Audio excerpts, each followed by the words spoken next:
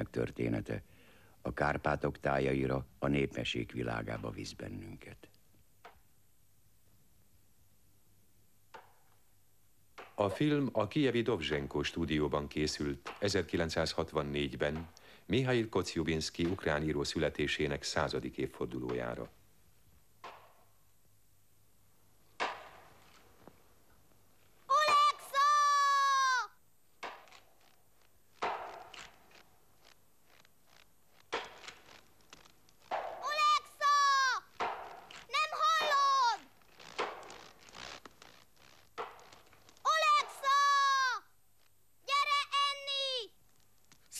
Ivánko! Szaladj! Vigyázz! Oleksa! Oleksa, állj föl! Oleksa, édes bátyám!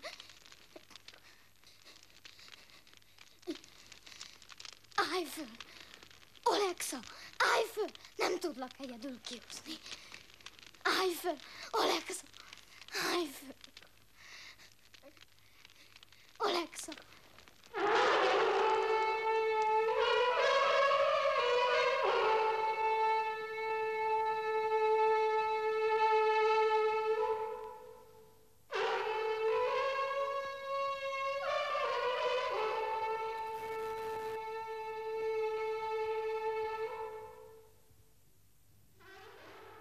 Elfelejtett ősök árnyai.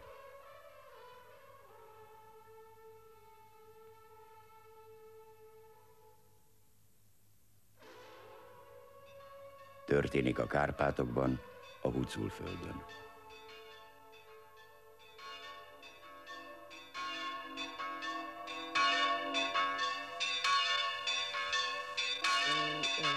Szerencsétlen gyermekem, miért hagytál nekem ekkora bánatot?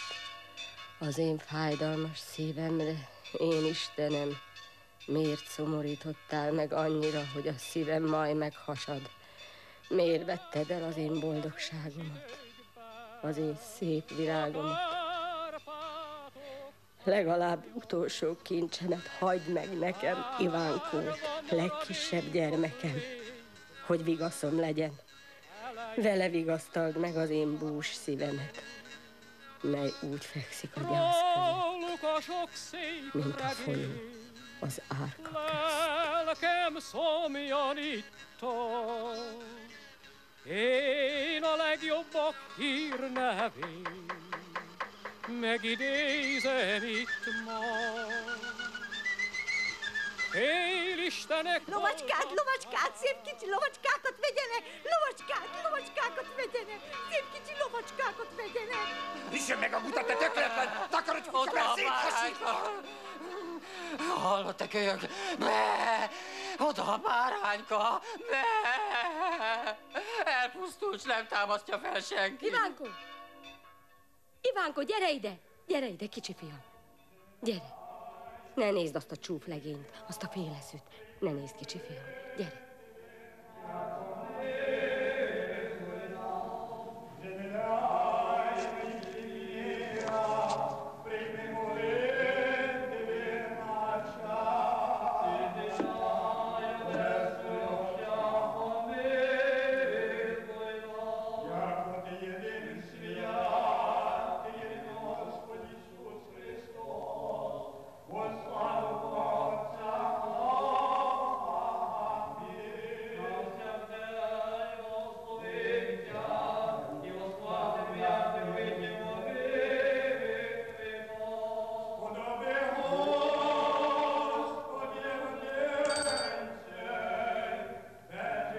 Dicsértessék a Jézus Krisztus. Dicsértessék a Jézus Krisztus. Mindörökké, ámen.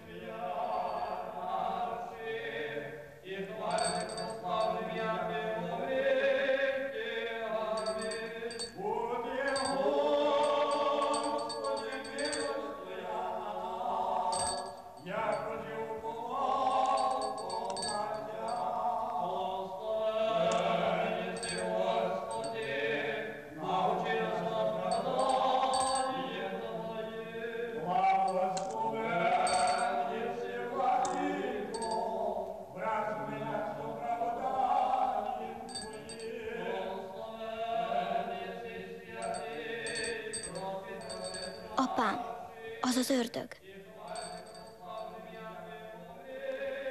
Kisfiam, a templomban nincs Belzebub, se más nevű ördög. Csak az emberek között találkozol vele. Nézd csak, az az álnok, képmutató, az Istennek pénzt ad. De a szegény emberből kipréseli még a lelket is.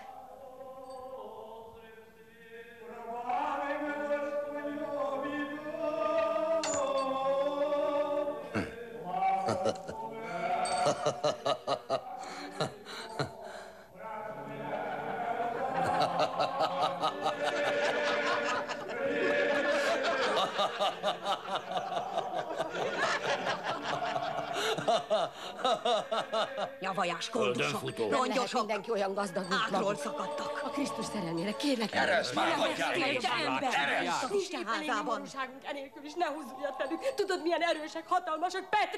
Petrik, édes jó Istenem, állítsd meg, ne engedd, hogy valami bolondságot csináljon. Akasztófára való gazember. Fizess meg a koszosoknak mindenért. Az Isten házában űzött csúfot belőled. Az egész falu rajtad fog röhögni. Ez olyan sértés, amit csak vérrel lehet lemosni. Ne locsogd már annyit, hagyd meg! békén! Takarodjanak a kódisok a faluból, hogy még hírük sem maradjon. Engem is megsértett az a senkiházi. Ha férfi vagy, megbosszulod. Eltaposom, mint a sáskát. Hol van? Hol az a gazember? Hagyj engem, Anna, ne is próbálj Éppen elég lebeszélni. gondba ért minket már eddig is, ne szólj bele. ezzel ne menjetek körre, ne veszekedjél velünk. Jaj, Petrik, édes uram, nem szabad. Menj már félre az utamból. Eresz! Az én Istenem, áldja meg, nem szabad. Eresz, Anna! Na!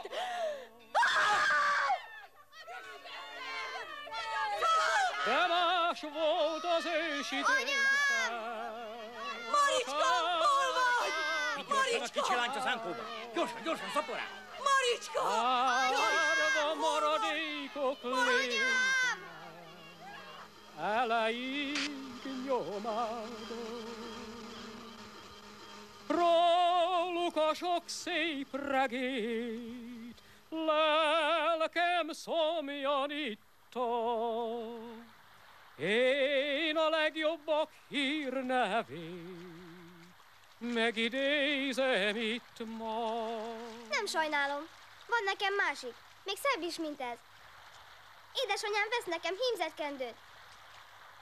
Kicsi szoknyát. Meg cifrahajisnyát. Majd vasárnap felhúzom, és én leszek a legszebb. Az semmi, de én tudok furujázni. Miért ütöttél pofon? Miért álltál a szánkunk mellett? Miért támadt az apád az apámra? A tiéd kezdte, nem az enyém. Nem igaz! Hát miért nem sajnálsz meg, édes társam? Miért nem sajnálsz meg? Miért nem viszel magad mellé, édes aranyos társam? Drága jó emberem, ó emberem, lelkem, hát miért hagytál úgy itt engem?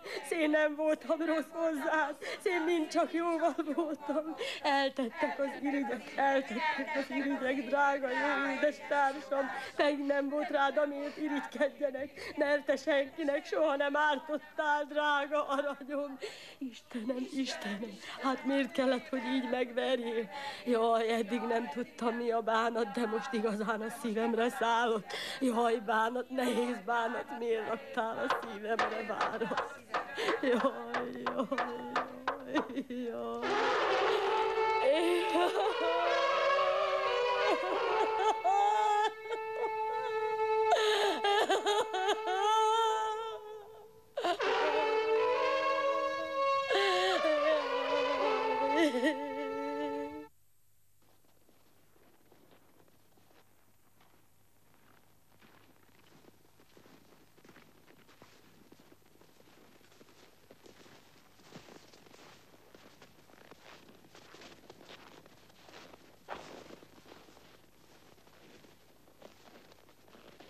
Édes uram, jaj, hát miért hagytál itt?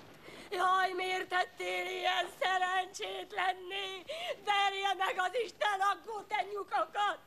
Égjenek meg, mint hamuvá! Küldjön rájuk száraz betegséget, sárgaságot, hidegrázást! Pusztítsa el a jószágjaikat, halassza éhen őket! Egysélje meg a tüzet! Vesszen ki az ő maradékát!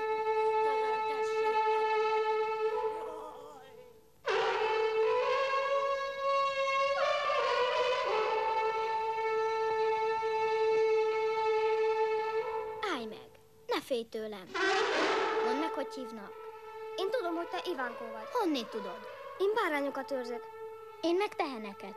Sárgákat meg feketéket. Himka a múltkor lisztet lopott tőlünk. Ki az a Himka? Vén boszorkány. Mert a gonoszok, népesek, színed elől elfutamodnak, gyalázatba öltöznek, és szégyenükbe burkolóznak. Mint a viasz a tűztől, minden dolguk elolvad. Uram, légy őrzője, árva Ivánkónak! Az apa halálának emlékét az új játszótárs hamar feledtette. Ivánko és Maricska. Mentem át a hegyen, csak hervadok egyedül, kedvesemet meg nem lelem. Egyről jövet völgybe tartva mentem folyó partján, a kakuk az kakukolt, az szeret az én babám. Ha elhagynál, Ivánocska, itt maradnék árván, mint a vágodban a nagy fa, a hervadás vár rám. Szerte oszlik, ha szemed vet rám fény, kis Maricskám, éljünk együtt hűséges jó társként. Mondta lenne Isten, soha ne láttalak lenne, az én szívem akkor is csak tejét tedepedne. Iván, hallod?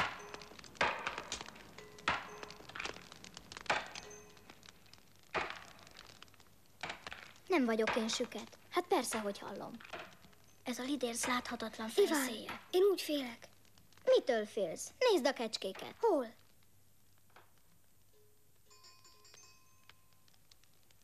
Iván, hol vagy?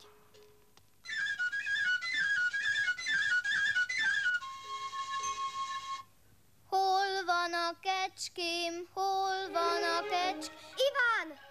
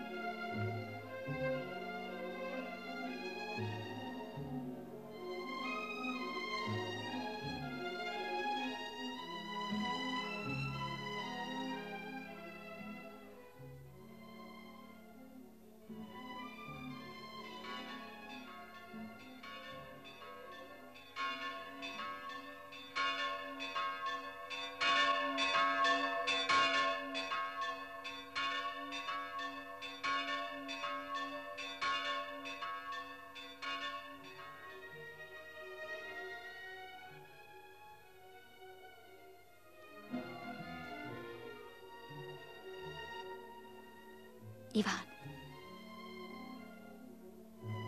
Tessék, édes Maricskám.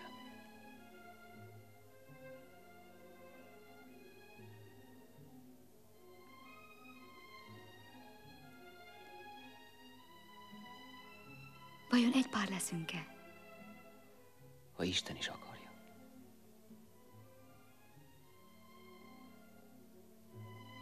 Miért is gyűlölik egymást annyira a mi szüleik?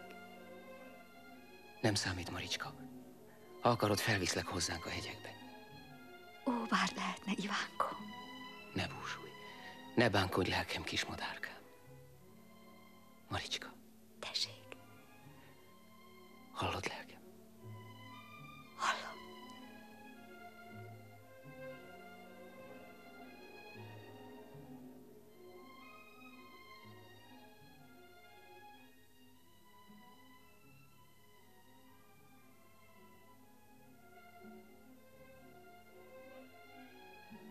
Gyere hozzám. Mit beszélsz, Ivánko?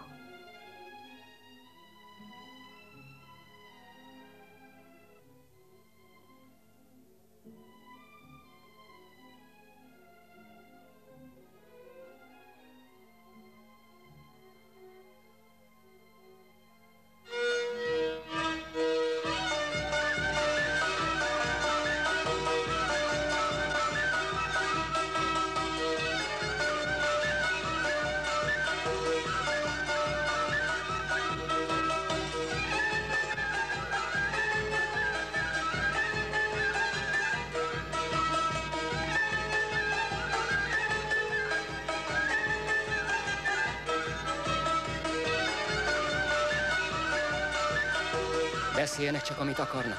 Úgyis az enyém leszel. Hallod, Maricska? Hallod?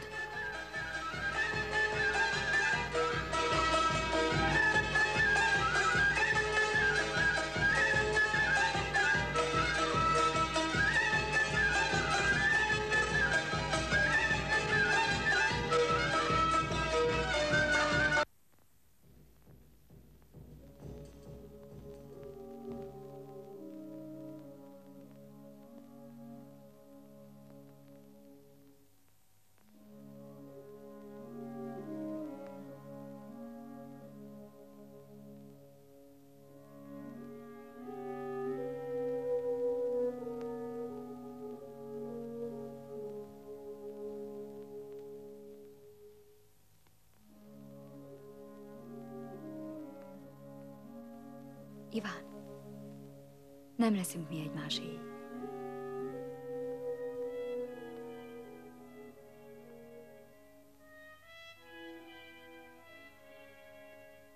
Ugyan mit beszélsz, Maricska?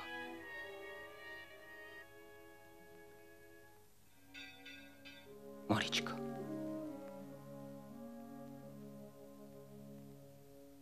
Mi bajod? Miért búslakodol?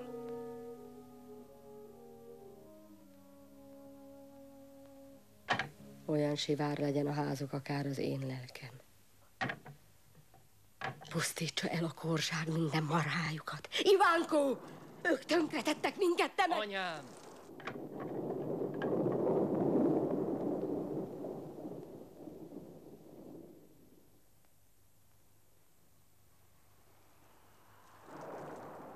Fiacskám, szemem fénye.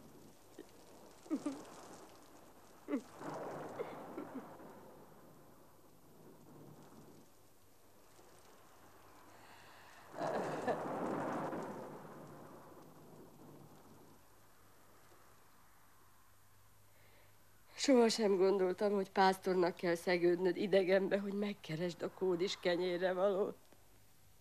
Fiacska. Anyám. Ne hagyj itt magamra árvá. Visszajövök, anyám. Hát akkor menj. Menj. Áldjon meg, édesanyám. Isten segítsen, és adjon jó találkozást. Istenem, légy erős oltalma az én Iván fiamnak, és támaszt el egykor a földporából gyermekeimet, Danilt, Annát, Mihailt, Vasilit, Mikolát. Olekszát. Mi atyánk, ki vagy a mennyekben, szenteltessék meg a te neved. Jöjjön el a te országod, legyen meg a te akaratod.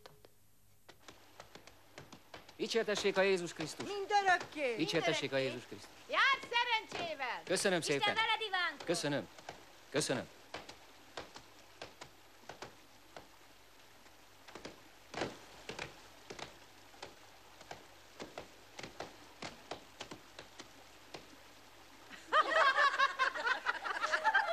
Sírhat most már utána!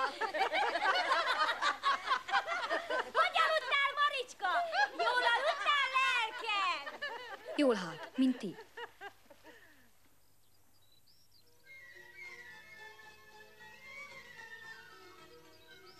Iván! Maricska! Szülőföldön messze hagytam, sorsomat nem tudom. Sötét gyászos jelle itt van fehér Elmész, Ivánko? homlokomon. El, Maricska. Mi más tehetnék? Térre visszajövök. Várjál rám. Emlékbe egy kendőt adtál, hímzett kendőt nékem. Nem viseltem soha eddig, magamra sem vettem. Ivánko, te is nézzed kedvesen éjjelenként azt a csillagot, amit választottunk. Nézed? Nézem, Maricska. Nézzük mind a kettőt. Isten áldjon kis galambom, Isten áldjon drága. Én elmegyek fel a hegyre vigyázni anyára.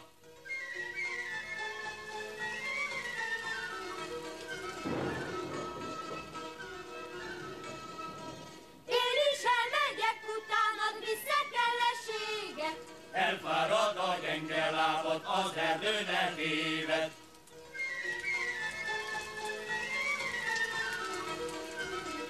Iván! Szép kedvesem, érted, élek, meg is halok, érted? Ha te elmész, az én lelkem nyugtot nem remélhet. Maricska!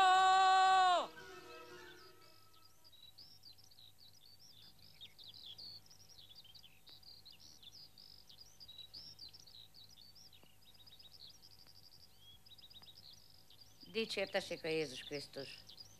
Ki vagy te, lelkem? Csak nem a gutenyuk lány. Milyen szép vagy, egyem a lelked. Milyen illatos, milyen cukros, mint a nyíldosó rózsa. Tessék, kóstold meg, madárkám. Nem bántja még a kicsi a nagyot. A havasi legelőn.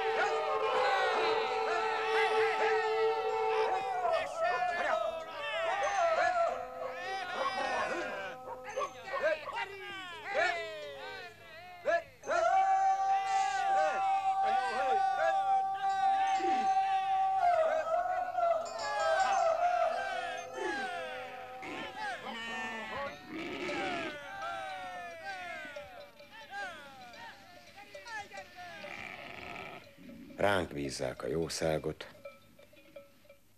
és mi ősszel, ha Isten is úgy akarja, hiánytalanul visszaadjuk nekik.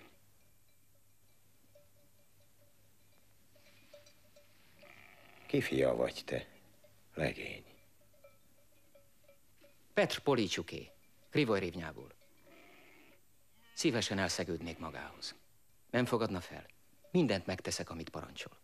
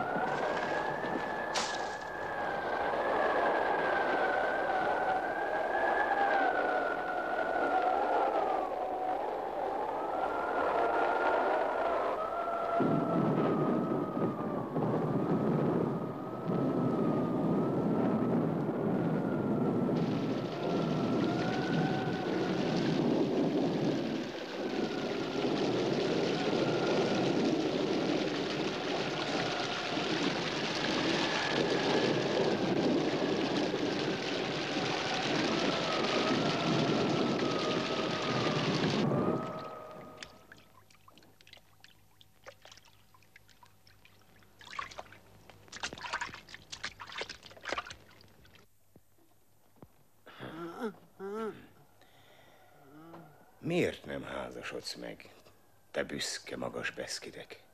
Kérdezte egyszer a szél. A Fekete-hegyet. A Fekete-hegy pedig azt felelte. A zöldellő havasi legelő úgy sem jönne hozzám. Ezért hát egyedül marad mindkettő az idők végezetéig. Csak messziről gyönyörködnek egymásban, de sohasem egyesülhetnek. A szél szárnyán küldenek egymásnak üzenetet.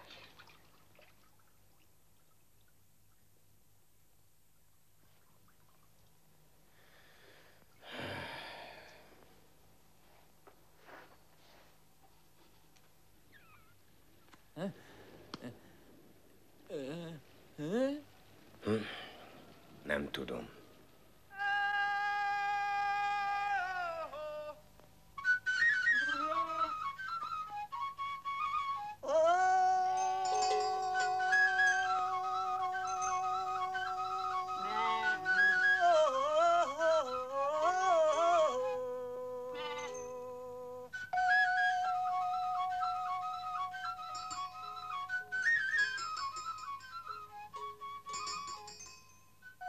Miért? Miért nem nősülsz meg? Te büszke magas Beszkidek.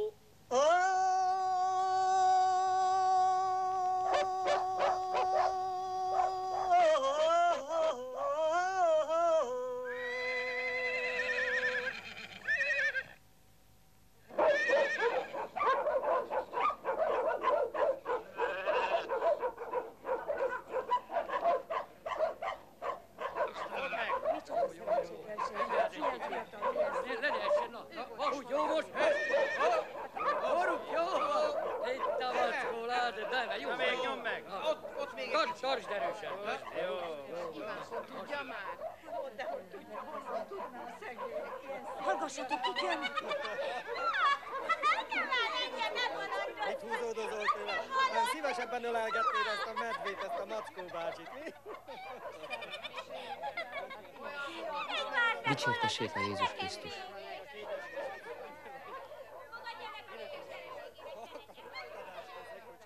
Nem iszom, és más fehér népre nem nézek.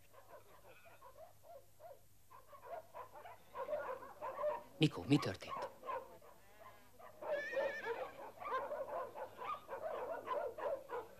Mikó, az Istenre mondd meg az igazat. Lent a völgyben. Mi történt ott? Mikó?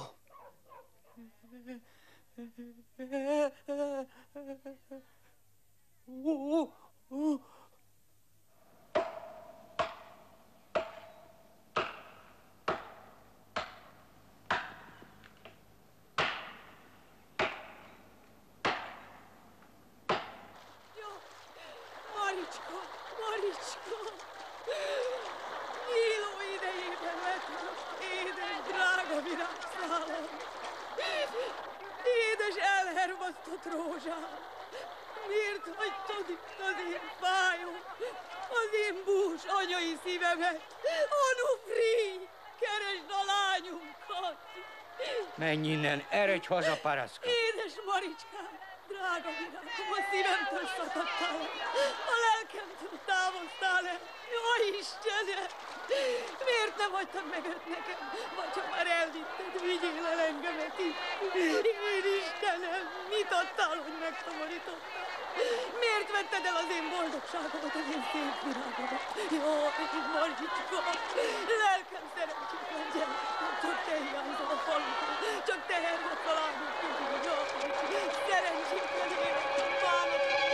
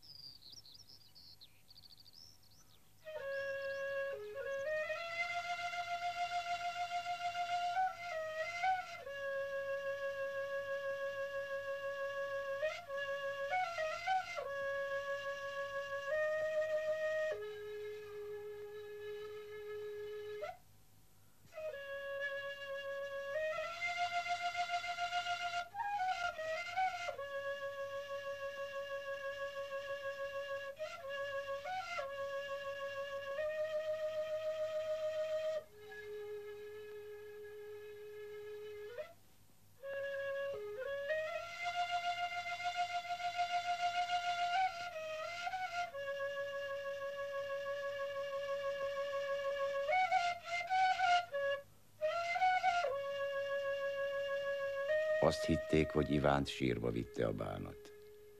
Szerelmükről dalokat költöttek. Magány.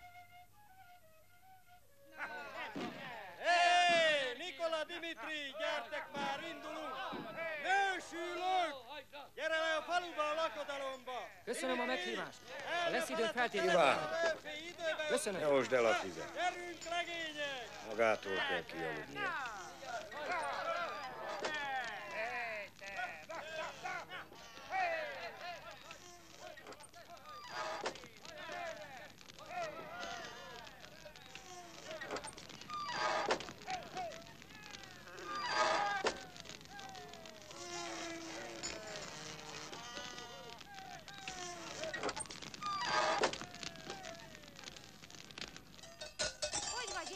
Jól, mi újság nálatok? Eltemettük Annát, Ivánkó anyját. Mi vitt el? Nagyon vágyakozott az ura meg a gyerekei után.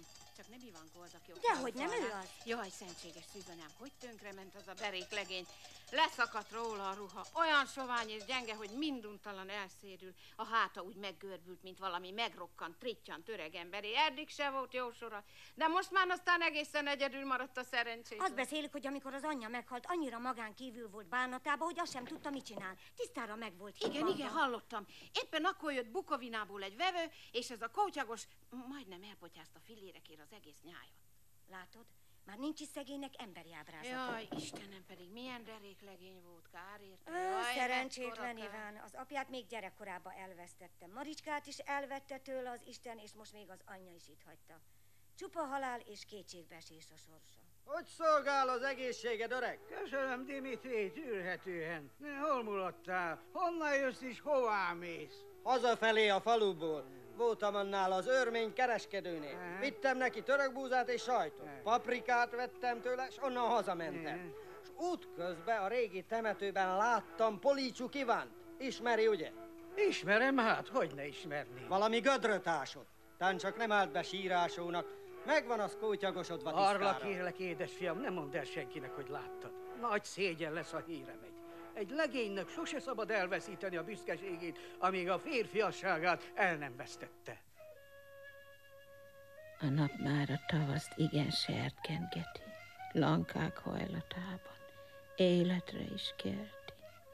Olvad a hós a jég, de hol a mi Ivánkónk? Ki mossa az ingét, ki főzi ételét, ki hozza őt vissza közénk? Üresen áll a háza, falát benőtte a repkény. Jönne csak haza, mind szívesen segítenénk. Jaj, Istenem, hova juttatta a szerelem szegényt?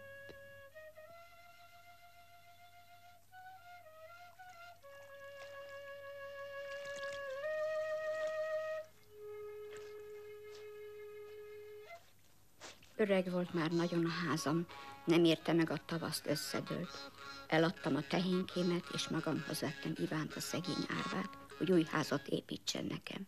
Most hát nálam dolgozik, de olyan színtelen, olyan szótlan, csak hallgat. Örökké töpreng, ábrándozik, csak tudnám, mind töpreng, mire ez a nagy retteneteskedés. A kérdem meg sem hallja, nem is felel, csak muzsikálgat a dorombján, és emészti magát. Hol volt Panna nénény? Krasznolján a papnál. Minek járt nála? Vittem neki szalonnát, sajtot, hogy mondjon misét szegény Dimitri fiam lelkűdvér. Ott láttam Ivánt is. Miféle Ivánt? Hát Polícsukot. Aha.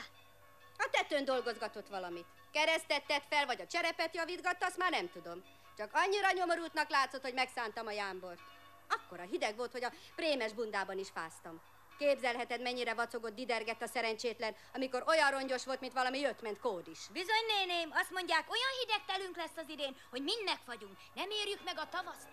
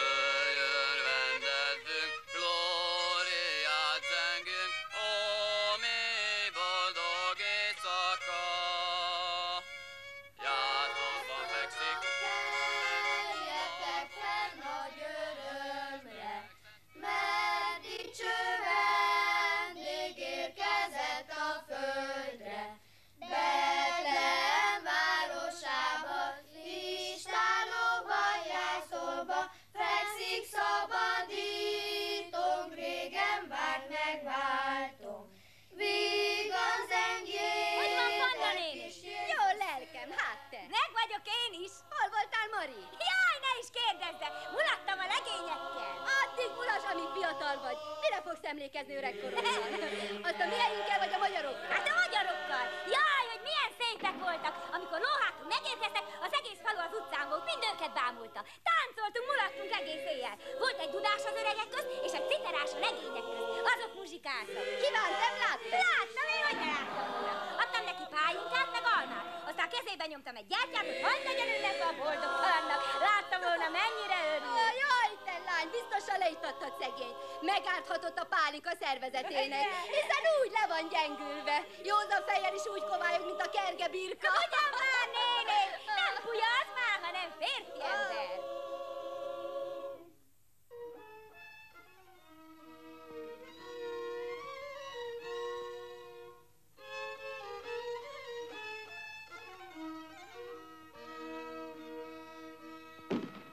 Jaj, de fényes az új patkó, lovam lábán. Jaj, de szép vagy te eladó, barna lány. Ágyolodat fújja a szél, sej a szél. Látod, babám, ékes mennyasszony lettél.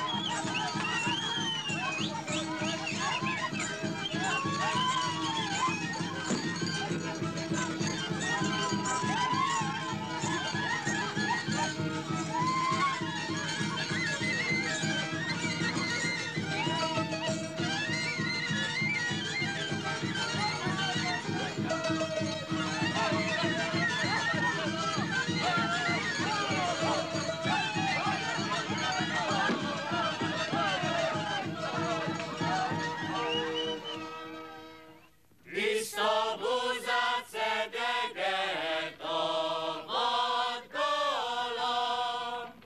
esküvőre hívogat a nagy harang. Az a harang bárcsak én nékem szólna, téged vinnélek, babám, a templomba. Bekötik a mennyasszonynak a fejét, búval tölti el holtáig életét. Elszárad végül falevél módjára, miért is szülte a jó anyja világra.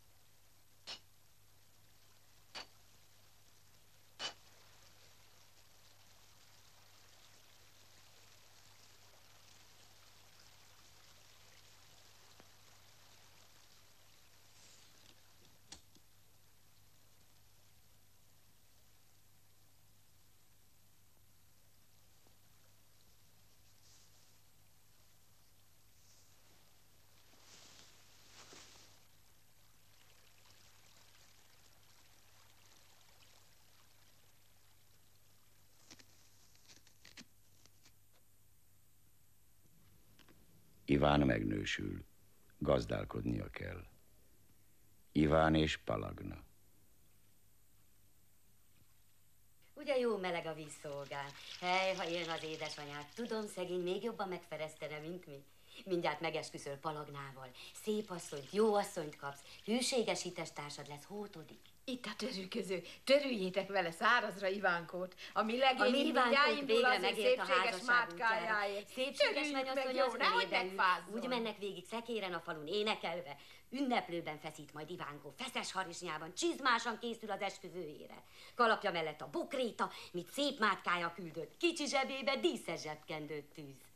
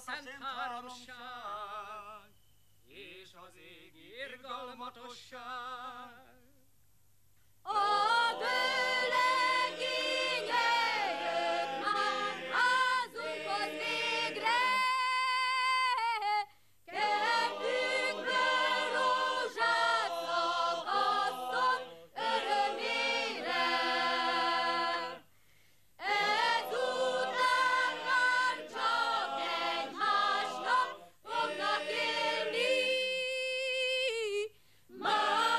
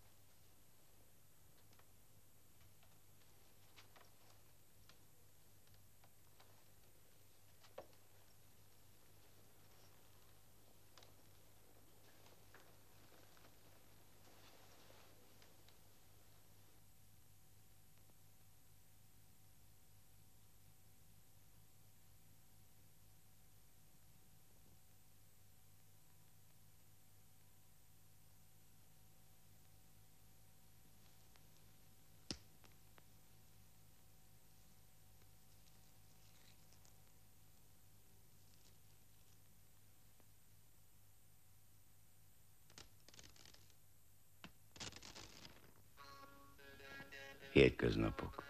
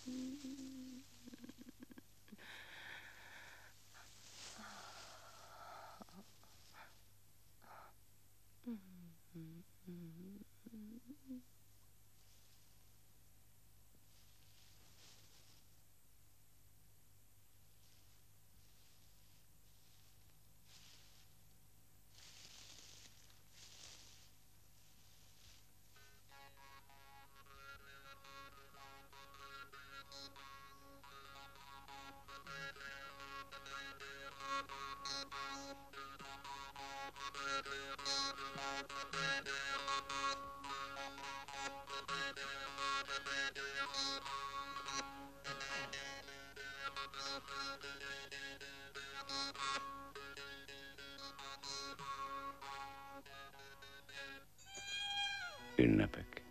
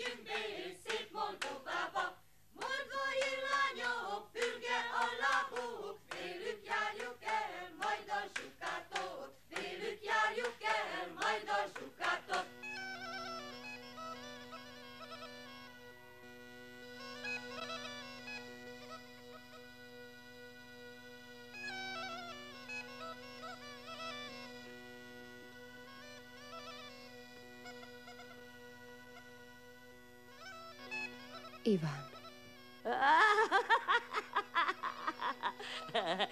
Jaj, Ivánkó, hol az én kicsi babám? Palagnocska, hol az én kicsi gyermekem? A börtönben, örökké hűvös nyoszóján, a tömlöcben. A tömlöcben senyved az én szemem fénye.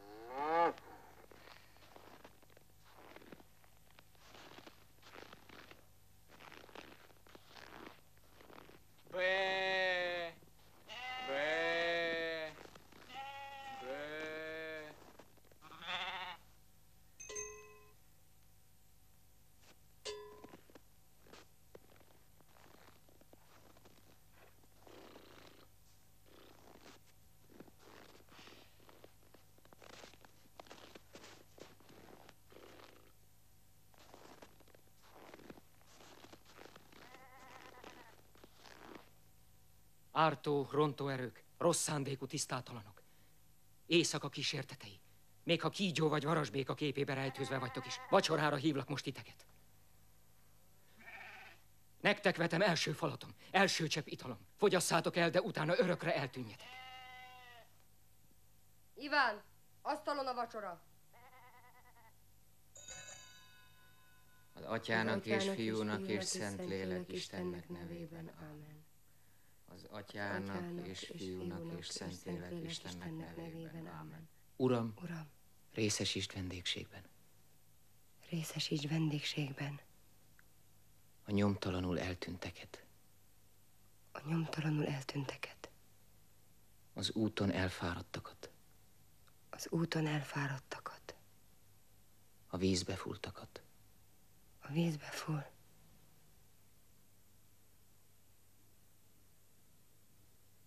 a vízbe fúltakat.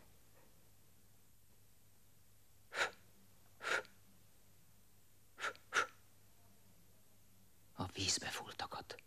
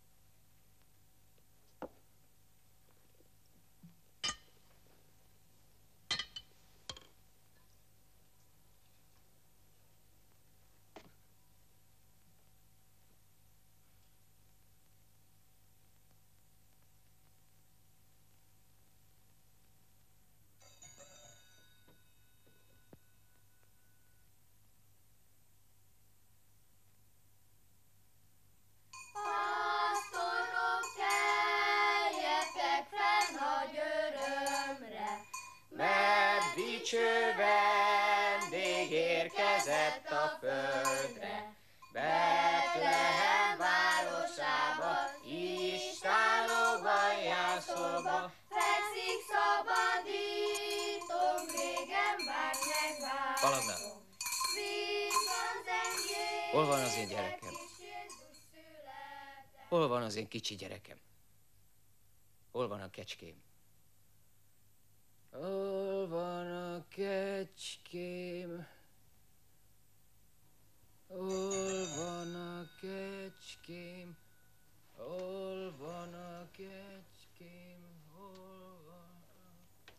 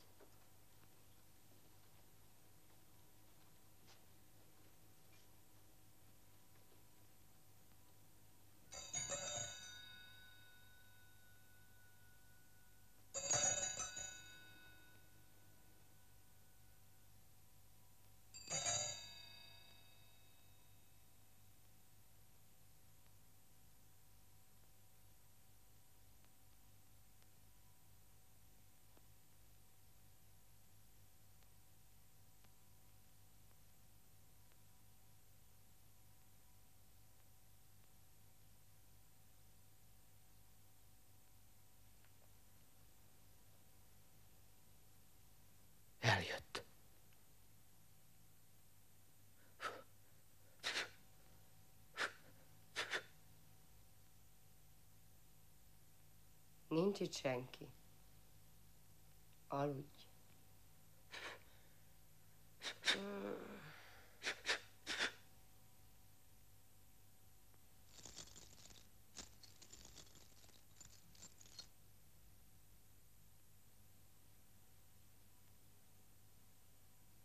A hétköznapok munkában, a vasárnapok imádkozással teltek.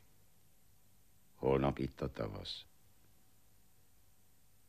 Palagna Szent Györgyhöz fordult gyermekáldásért.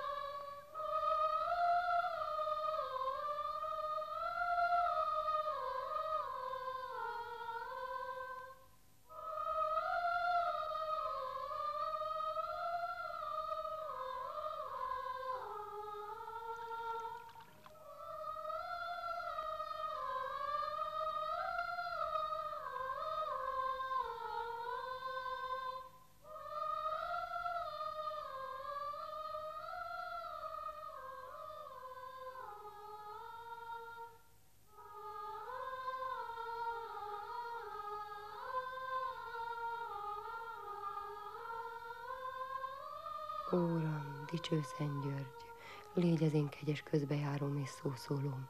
A te segélyed által a mindenható Isten újítsa meg Iván szerelmét irántam, és adjon nekem gyermeket, hogy benne erősebb kötelékkel fonódjanak össze szíveink.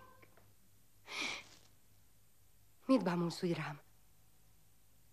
Nem láttál még? Ilyet, mint te, Palagnocska. Soha. Isten bizony soha. Soha sem látta. Eresszel!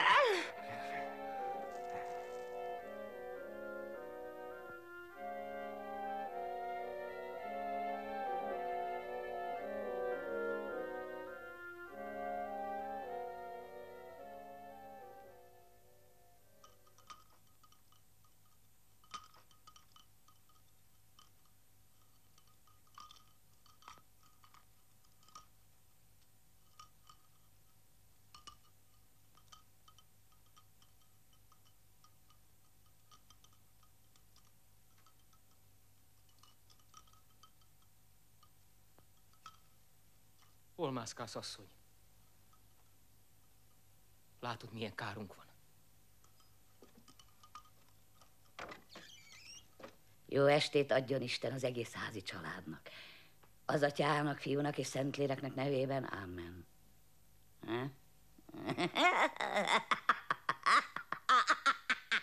Molfár. Azt beszélték róla, hogy az ördöggel cimborál. Féltek tőle, de a segítségét kérték.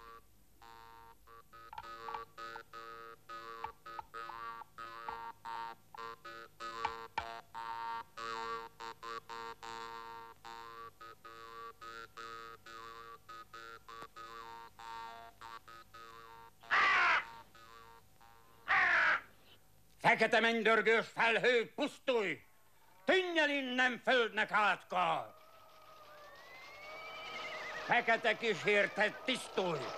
Tágulj innen, mocskos erő! Óriás szellem, pusztulj innen, vesz, enész! Viharártó rém, csillapulj! Sötét barlang mélyén lapulj! Rajtunk nem lehet hatalmad! Rajtunk nem lehet hatalmad! Fene garabonciások, pusztuljatok! Parancsomra messze jártok! Pusztulj innen ártó lelke! Szelleme a mennydörgésnek, szelleme a villámlásnak, szelleme az esőzésnek! Hé! Hé, hé, hé! Hé, hé!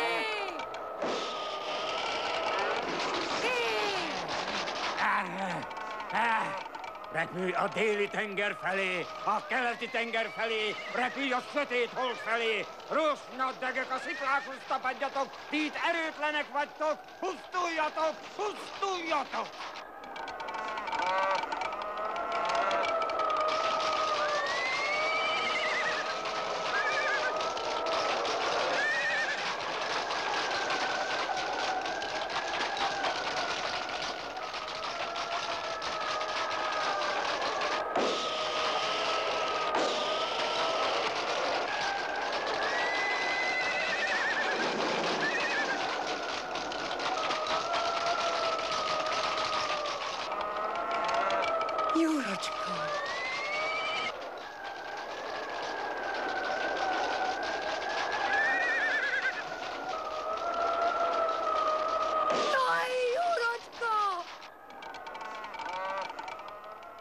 Nem esett bajod, Jórocska?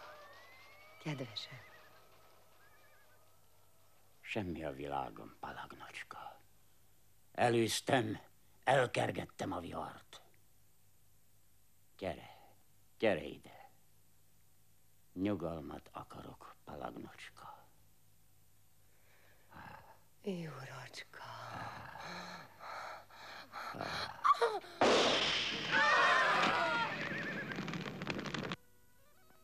A kocsma.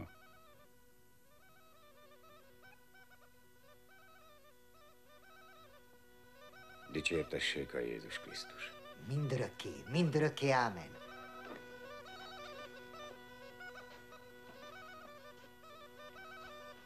Bácsi! Bácsi!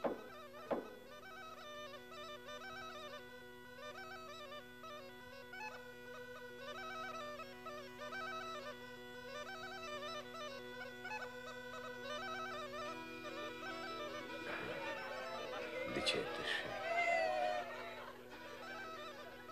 Ezt a vidám nagy ünnepet örömmel köszöntjük, légy barába pálinkát közösen öntjük.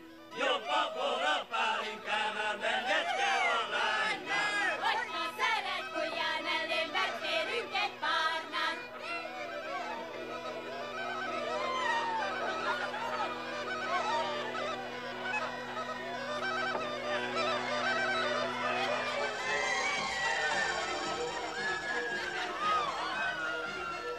Okos ember nem várja, ha megcsalja a párja. Veszi habonyája, másra veszik árma. Az én kicsi felességem soha nem néz másra. Csak az a baj, hogy önmagban állsz. Dicsértessék a Jézus Krisztus.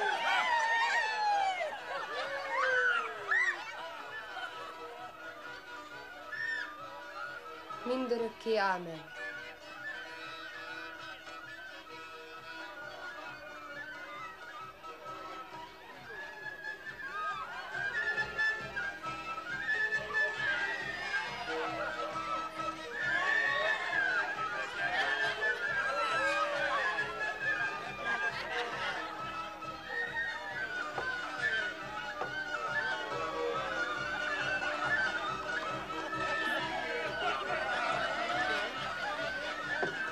Kukorica édes málény, öreg ember vagyok már én. Ja, én, hogy megházasodtam, olyan leányt kaptam, nem kell neki szitarokka, bort nyakalinatlan. A hegyháti híres bereg, ott terem az ügyes gyerek. János bácsi béfogatja a 4 szürke lovát, ágon viszi a városba a marcsa leányát. Adót közbe kérdi tőlem, Marcsa, mi a bajod? Vízi csíkot ettél tán, attól dagad a hasod. Nem ettem én vízi csíkot, majd megtudhatja Kent. Jó fából lesz a bölcső,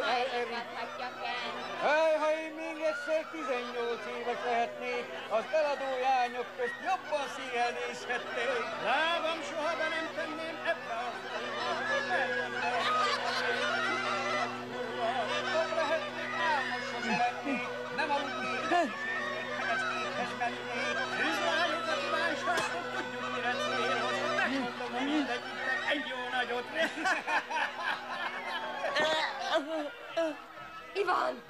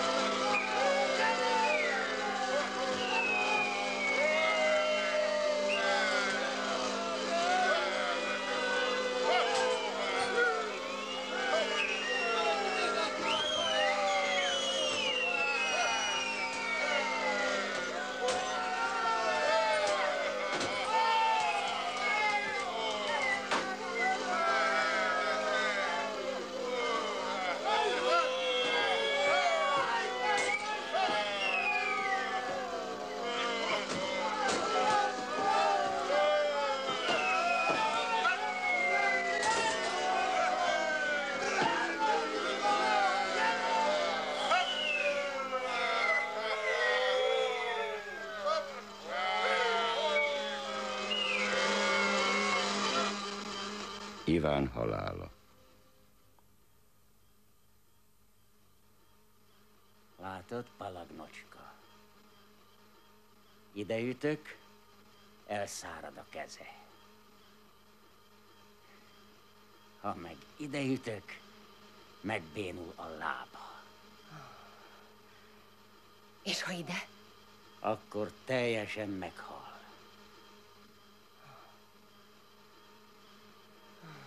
Jurocska.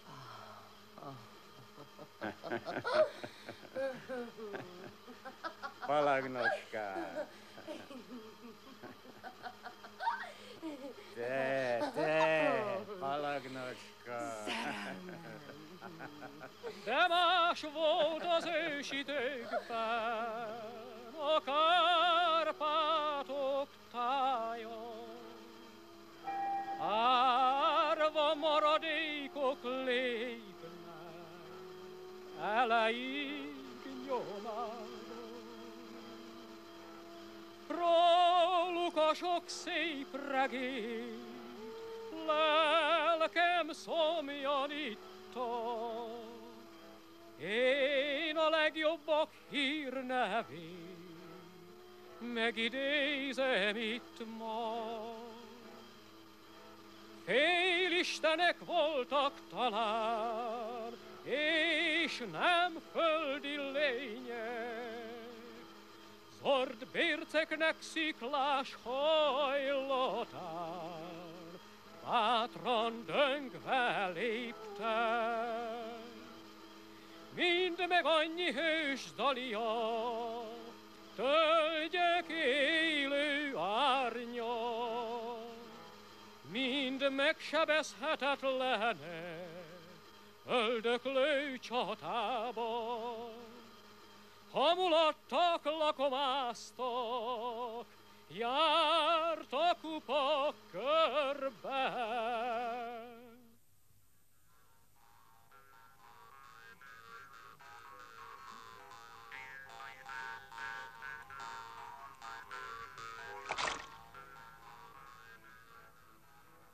Dalolj, csak úgy beszélj hozzám, szívecském, Ivánkó, a szemed mondjon el mindent, mi el nem mondható. Mikor szélvész támad zúgva, vihar lett hirtelen, hányszor ültünk összebújva házunkban a hegyen. S mikor a nap szerte szúrt a sötét felhők hadát, bekószáltuk ének szóval az erdők vadonát. Megesküdtem én, Maricska, akkor az egekre, megesküdtem, hogy csak téged szeretlek örökre. Gondoltál-e kedvesedre napjába vagy kétszer? Minden órán eszembe jutsz nekem 77-szer. Életemet, Violácskám, én csak érted éltem. Veled vagyok szívem minden nap és minden éjjel.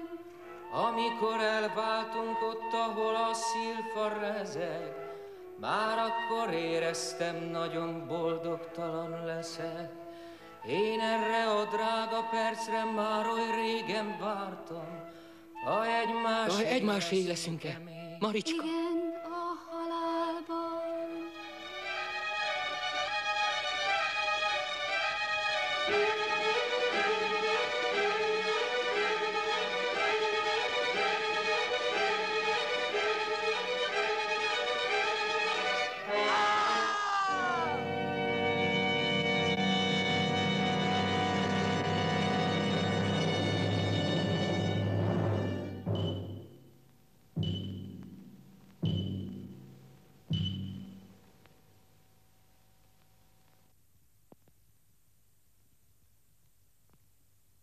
Alázatosan könyörgünk, Urunk, Iván szolgálód lelkéért, akit az életből elszólítottál.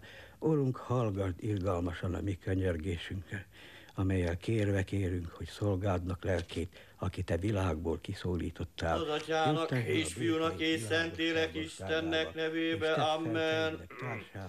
Szenvedésünk óráján, te légy végigaszunk, Atyám, Jézus példáján. Belekedt a kántorunk, nincs erő a hangjába, adjál neki egy kis pálinkát. Kérünk, ne engedd őt az ellenség hatalmába jutni, ne jusson a pokol büntetésére, hanem nyerje meg az örökkétartó örömöket. Mi Urunk Jézus Krisztus által. Rálehelt a halál hideg szele, és nincsen már rajta az élet jele. Nincs már oltalmam, reményem. Jaj, én édes társam, édes aranyos társam, miért hagytál ekkora bánatot, miért hagytál ekkora mély bánatot az én fájdalmas szívemnek?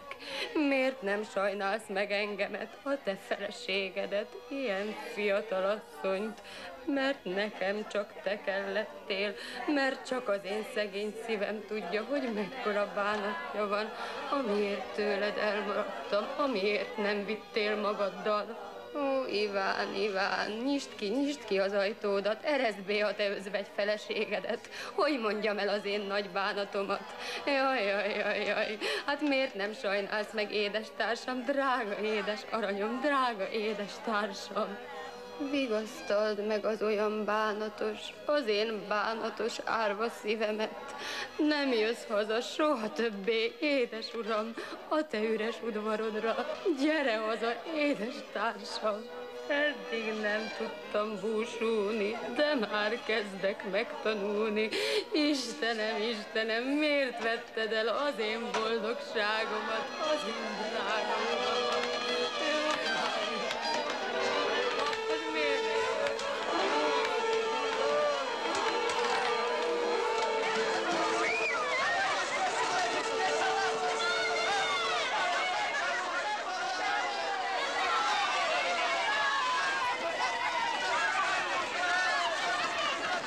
Gyerünk, fiúk, lányok, játsszunk párosítót! Szita gyászát! Hallgassak meg, sógor, mi jutott az imént az eszembe. Amikor együtt őriztük Ivánnal a juhokat, azt mondta egyszer nekem: ha meghalok a legénykori fehér ruhámban, temessetek el. Az a kívánságom. Én meg kinevettem. Meg se gondoltam, milyen hamar beteljesedhet.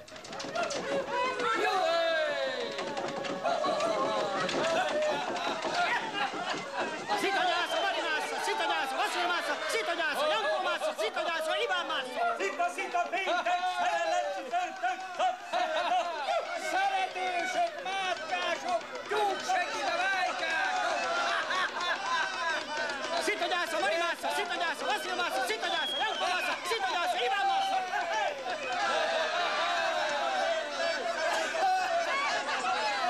Szita Gyászló, Mari Mászló, Szita Gyászló, Vasil Mászló, Szita Gyászló, Janko Mászló, Szita Gyászló, Iván Mászló, Szita Gyászló, Mari Mászló, Szita Gyászló, Vasil Mászló, Szita Gyászló, Janko Mászló, Szita Gyászló, Iván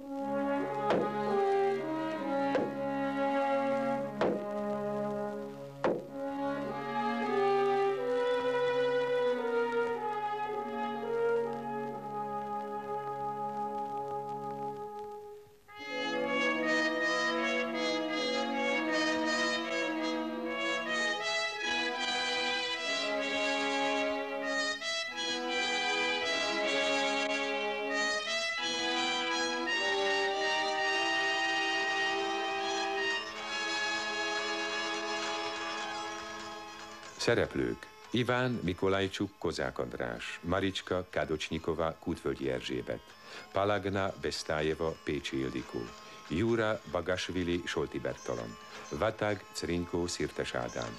A Polécsuk szülők: Aliszova és Gály, Szemes Mari és Szabó Gyula. A Gutenyuk szülők: Nyipovszka és Rajdanov, Pásztor Erzsi és Simon György. Forgatókönyv: Paradzsanov és Csendej. A filmet rendezte Paradzsanov. Fényképezte Júri Iljenko. Magyar szöveg: Szalóki József. Hangmérnök: Láng Noémi. Rendezőasszisztens: Várai Ibolya, Losonci György. Vágó: Kis László. Gyártásvezető: Dudás Ica. Zenei munkatárs: Vas Lajos. Szinkronrendező: Vajda István. A szinkron a Magyar Televízió megbízásából a Pannonia Filmstúdióban készült 1973-ban.